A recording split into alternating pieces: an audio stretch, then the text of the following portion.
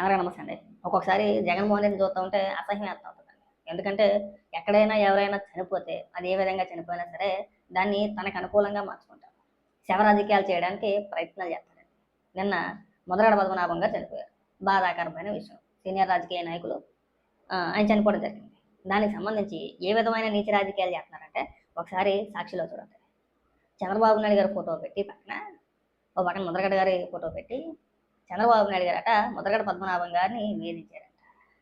అసలు ఏమన్నా సిగ్గు శరం ఏమన్నా ఉందా జగన్మోహన్ రెడ్డి నీకు? రాజకీయాలు అన్న తర్వాత విమర్శ ప్రతి విమర్శ లేకుండా ఉండదు. ఎప్పుడో 2014 2019 మధ్యలో అలా చేసేరండి ఇలా చేసేరండి అని చెప్పేసి మళ్ళీ ఇక్కడికి వచ్చి మళ్ళీ విష ప్రచారం చేసే ప్రయత్నాలే చేస్తున్నారు. కాస్తైనా సరే ఇక్కడైనా సరే నువ్వు ఈ శవ రాజకీయాలు మానుకుంటే బాగుంటుంది. మరీ లెగ్గల్లా తయారయ్యావు, మరీ దిక్మాతనంగా తయారయ్యావు.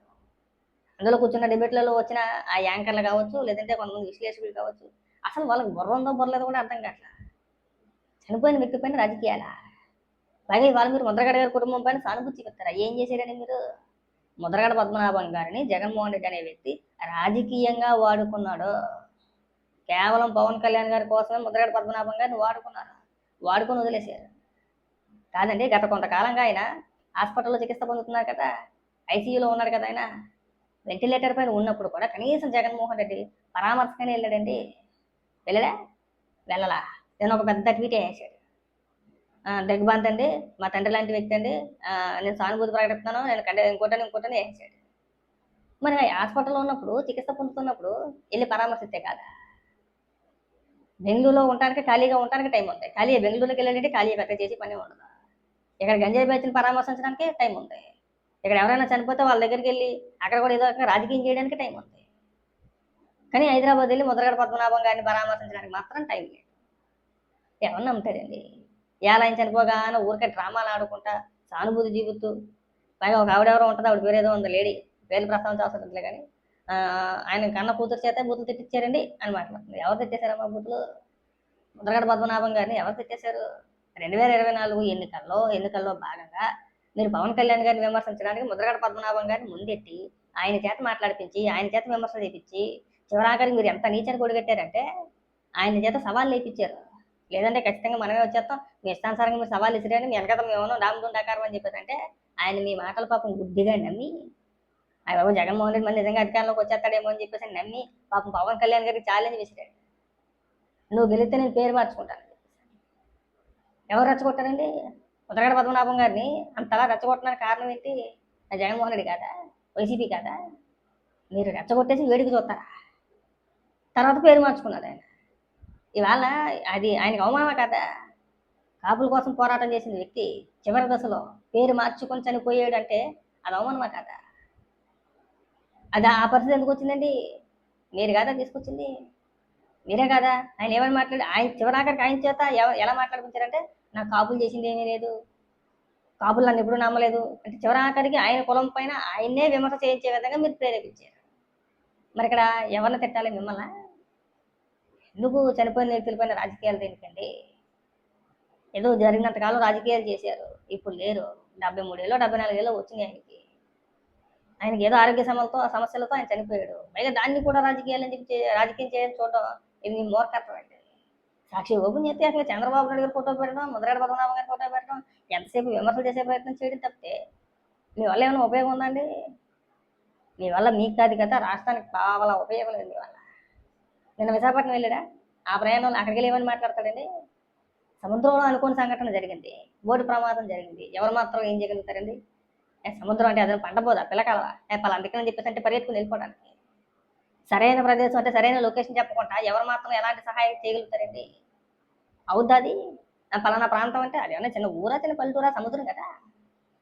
దురదృష్టవశాత్తు ఒక 6 చనిపోయారు. 6 చనిపోయినప్పుడు అక్కడికి వెళ్ళి ఏమని మాట్లాడతారంటే ఆ 6 చనిపోయినానికి కారణం ప్రభుత్వం అంటాడు.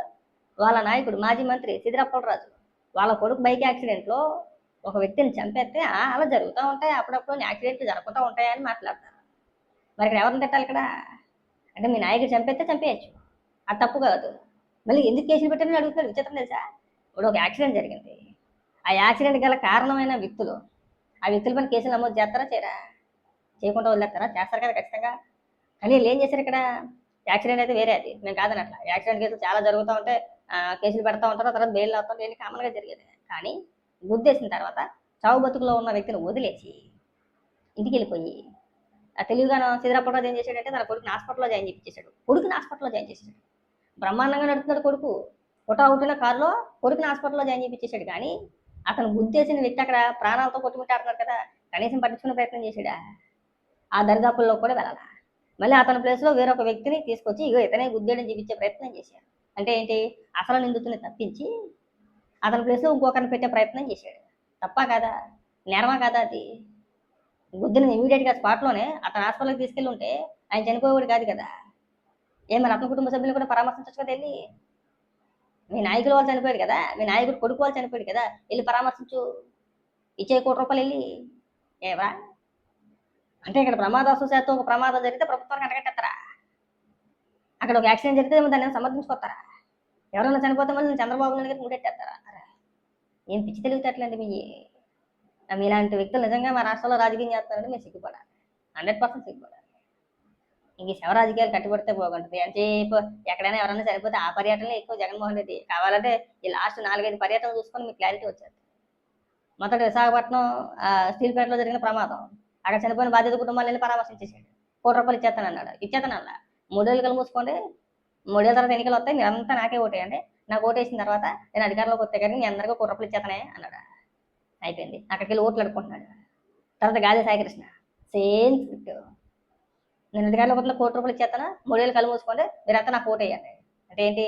ఎక్కడైనా ఎవరైనా చనిపోతే వాళ్ళ కుటుంబ సభ్యుల్ని పరామర్శించడం పేరుతో అక్కడికి వెళ్ళి ఓట్లు అడుక్కుంటున్నాడు. వాళ్ళకి డబ్బు ఆశిపించి ఓట్లు అడుక్కుంటున్నాడు. అది అయిపోయింది. తర్వాత అలాంటి కేసు ఇంకోటి విజయవాడలో ఇంకోటి జరిగితే, అంటే అలాంటిది కాదు, ఆత్మహత్య చేసుకుంటే అక్కడికి వెళ్ళి సేమ్ స్క్రిప్ట్. 3 ఏళ్ళు కళ్ళు మూసుకోండి, నేను వచ్చినట్టు ₹1,00,00,000 ఇచ్చేస్తాను, నాకు మీరు అందరూ ఓట్లేసాను అన్నాడు. నిన్న విశాఖపట్నం వెళ్ళాడు. ఎక్కడా మళ్ళీ అదే స్క్రిప్ట్. 3 ఏళ్ళు కళ్ళు మూసుకోండి, నేను మీకు ₹1,00,00,000 ఇచ్చేస్తాను, మీరు అంతా కూడా నాకు ఓట్లేదు. జీవితమే.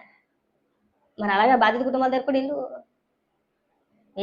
మీ నాయకుడు సిద్ధరాపరాజు కొడుకు ఉద్దేశాడు కదా, ఆ బాధిత కుటుంబాల దగ్గరికి వెళ్ళి సేమ్ స్క్రిప్ట్ కొట్టే ఇచ్చే ₹1,00,00,000 ఇచ్చేసా అయ్యా. ₹1,00,00,000 అంటే శిలాపింగ్లు అనుకుంటున్నావా? ఆయన డబ్బులు అనుకుంటున్నావా? లేదు, 10 లక్షలు 20 లక్షలు ఆ కుటుంబానికి ఆర్థిక సహాయం చేసి ఆ కుటుంబానికి ఏదైనా ఉపాధి చూపించండి, వాళ్ళు కష్టపడతారు, వాళ్ళు పని చేసుకున్నారు అనేది లేదు. ఎక్కడ ఏం జరిగినా కానీ కోటే. ఆ కోట అంటే శిలాపింగ్లు అనుకుంటున్నాడు అంటే నాకు అర్థం కావట్లా. ఎక్కడి నుంచి ఇస్తాను కోటు? ₹1,00,00,000 అంటే మాటలా? మధ్యతరగతి కుటుంబం జీవితంలో కూడా చూడలేని డబ్బు ₹1,00,00,000 అంటే. అలా చనిపోయిన వాళ్ళందరికీ కోటి వేసుకెళ్ళిపోతే ఇక్కడ అడుగుతుంటారు రాష్ట్ర ప్రభుత్వం. రోజు రోడ్డు ప్రమాదాలు కొన్ని 100 మంది చనిపోతూ ఉంటారు ఏదో రకంగా.